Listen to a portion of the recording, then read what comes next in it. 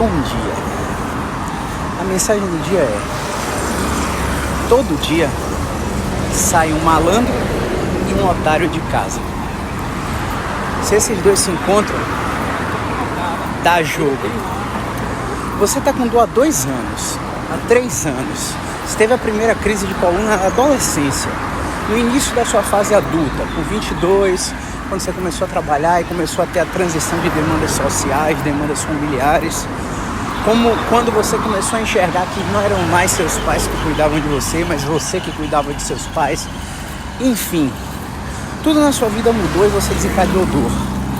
E eu não sei o que faz você acreditar que um milagre vai acontecer, no sentido de um profissional prometer para você. O profissional te prometer um tratamento que vai resolver sua vida com 3 sessões. Com uma sessão, que você vai tomar uma infiltração importada e sua dor vai desaparecer. Você está criando essa rigidez aí há anos, há meses. E quando a gente for tirar essa rigidez de você, com movimentação específica, com tratamento específico, individualizado, vai doer, cara. Vai doer, moça. Porque seu corpo quer ficar quieto. A rigidez não quer que você mexa. Não quer que você se mexa. E nesse processo, se você não tiver resiliência para perceber que sua dor está igual, você não está piorando e seus movimentos estão ficando mais fáceis, vai ser muito difícil você ter sucesso no tratamento. Não existe milagre, existe disciplina, existe você procurar um profissional qualificado que ele te avalie e te diga, você precisa de X sessões, seu tratamento dura X tempo. Você está afim de se submeter a esse tipo de tratamento? Eu posso te oferecer. Seu tratamento eu não posso te oferecer. O profissional mais qualificado para oferecer o tratamento que você precisa, de acordo com a minha avaliação, é o profissional X, é o profissional Y, é o profissional Z. Profissional que te dê respostas sobre o que está acontecendo. Se o cara ligou e desligou o aparelho, deitou você, ficou apertando você em vários pontos do seu corpo, ficou fazendo massagem, raspador, inibição miofascial, colocou agulha, meteu ventosa, fez sangria, cara, ele tá te vendendo o tratamento da dor ou ele tá te vendendo uma sessão de bem-estar, de conforto, de relaxamento?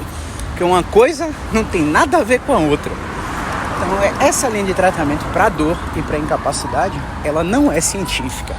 Infelizmente, eu preciso te falar isso. E sabe qual é o meu objetivo com tudo isso? Fazer com que você seja autocrítico. Por quê? Porque tem alguma coisa de estranha nesse tratamento. Alguma coisa que é muito esquisita. Um paciente de 73 anos, que evolui com dor na sola dos pés, vai num profissional que faz um exame de imagem e fala, você tem esporão e tem fascite plantar, vamos tentar infiltração. Tenta infiltração, não melhora. Aí vai, faz uma raspagem do esporão, faz o procedimento pós-operatório na fisioterapia. Depois que ela começa a caminhar de novo, a mesma dor lá. Tem alguma coisa esquisita lá. Aí o paciente chega no físio, músculo esquelético, o cara testa o tornozelo dela e encontra um bloqueio para dobrar o tornozelo. Faz uma manipulação articular, coloca um movimento na direção que estava bloqueada e a paciente melhora 90%. Tem uma coisa de esquisito nisso, nesse caminho comum que os pacientes com dor têm que seguir. Uma outra coisa é você tá com dor no joelho, vai no profissional fazer uma ressonância magnética, acha condropatia patelar, acha condromalácia patelar, acha dor anterior no joelho, rofite, inflamação da gordura de rofa, tendinopatia da pata de ganso, tendinopatia patelar. Todos esses diagnósticos são comuns em pessoas que não têm dor nenhuma. Se você pegar mulheres e meter ressonância no joelho dessas mulheres, você vai encontrar uma porrada de alteração dessa e a mulher nunca teve dor. Qual que é a consequência disso? A consequência disso é a seguinte: essa pessoa com dor no pé, com dor no joelho, ela para de ir na academia. ela para de fazer agachamento, ela começa a obedecer regras que são regras para recrutamento muscular, regras para diminuição da sobrecarga articular. E quem disse que é a carga que é o problema? Ela começa a ver profissionais biomecânicos que falam para ela assim, ó, não agache mais que 90 graus não, vá só até 90, porque biomecanicamente isso e aquilo. E ela começa a evitar amplitudes finais, ou seja, ela começa a evitar atirar a única possibilidade de combater a rigidez que está lá na amplitude final do movimento. Você entende? E aí começa a ter medo, começa a ter ativação muscular assíncrona, começa a ter mais incapacidade. Aí o caminho lá no personal trainer dela, que não tem habilitação em tratamento da dor, ele começa a adaptar um bocado de exercício.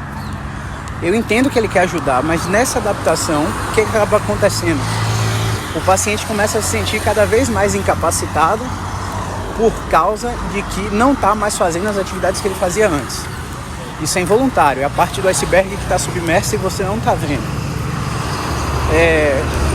Ou o paciente começa a ter o comportamento de mais evitação ainda, porque tem um profissional do movimento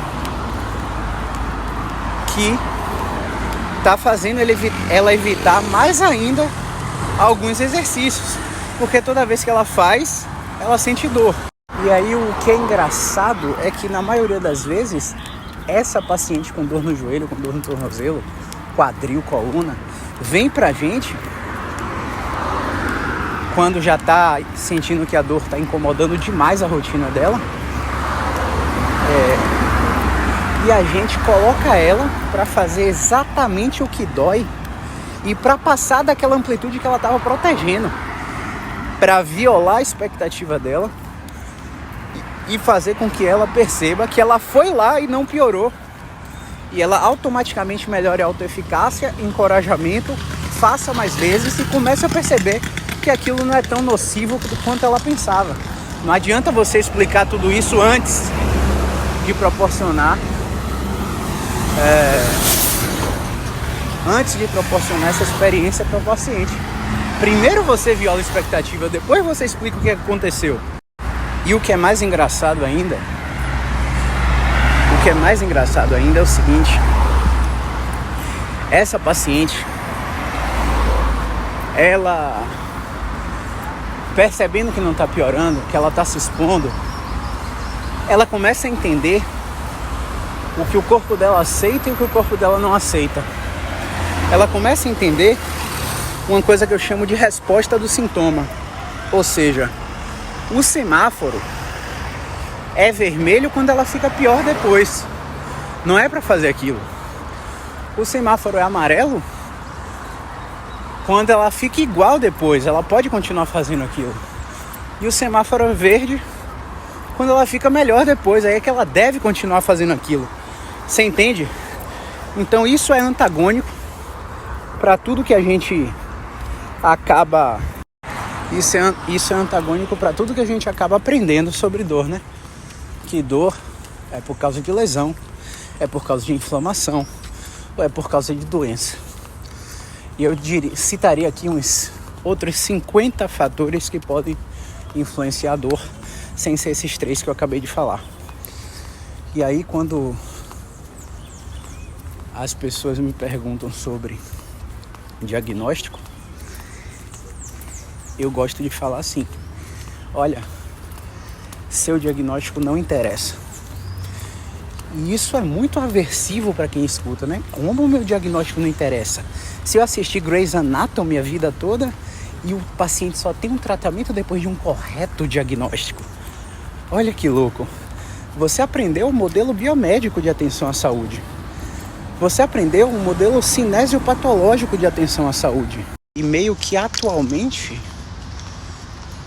desde 2005, mais ou menos, 2006,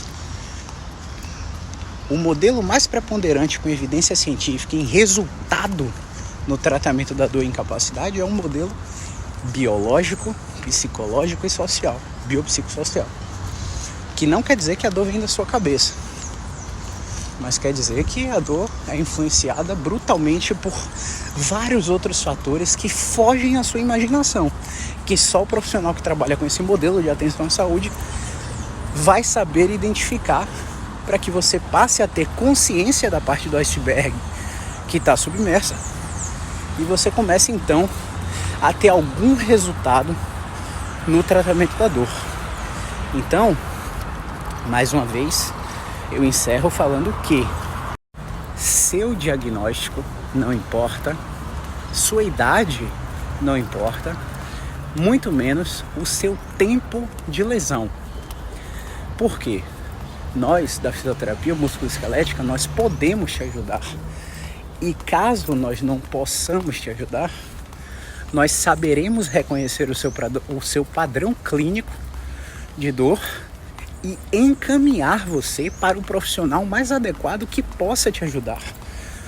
Ou fazer você entender que nosso tratamento sozinho não vai funcionar para o seu caso e que você precisa de mais de um profissional te acompanhando.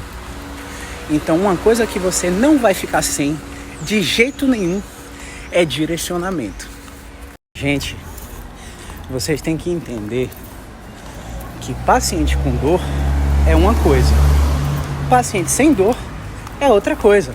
É como se você separasse saudáveis de não saudáveis. Uma intervenção em pacientes saudáveis tem um objetivo, um mecanismo neurofisiológico e um fator que gere resultado ou perpetuação do problema. O paciente com dor é outro mecanismo neurofisiológico, é outro desfecho, é outro resultado. Eu recebo muitos pacientes que falam assim: Caio, mas eu já faço esse movimento que você me ensinou. Eu onde? Quem te ensinou? No yoga. Tá. É exatamente assim? É assim. Então faz para eu ver. E aí geralmente é o movimento do yoga, do pilates. E quando eu paro para analisar o movimento, os dois ou ele não é em amplitude final como eu peço, ou ele está com foco no músculo e não na articulação. Vamos simplificar? Então, basicamente, o músculo ele é a superfície. E tudo que você fizer que atinge a superfície não vai ter um resultado duradouro. A articulação, ela ainda é a superfície, só que é um pouco mais profunda. O nervo, mais ainda. O sistema nervoso periférico, mais ainda. E o sistema nervoso central, mais ainda. Ou seja, se você quer resultado duradouro, você tem que tratar com profundidade e especificidade. E as ferramentas que geram esses resultados são educação, terapia cognitivo-funcional e movimento. Então, quando o profissional te passar essa estratégia, você segue. Você não mistura tratamento, nem omite que está fazendo outro tratamento em paralelo com o profissional. Porque você pode estar fazendo tratamento comigo, tratamento com outra pessoa, e os tratamentos serem concorrentes. O que eu ganho aqui, a pessoa perde lá e vice-versa. Quando a gente passar um movimento ou uma estratégia, não vá para o YouTube e pergunte: exercício para dor ciática, e faça. Porque aquele profissional ele não te avaliou. Não é específico para você. Aquela é uma generalização. E esqueci o autor dessa frase agora, mas eu iria dizer, já diria tal autor: toda e qualquer generalização é burra.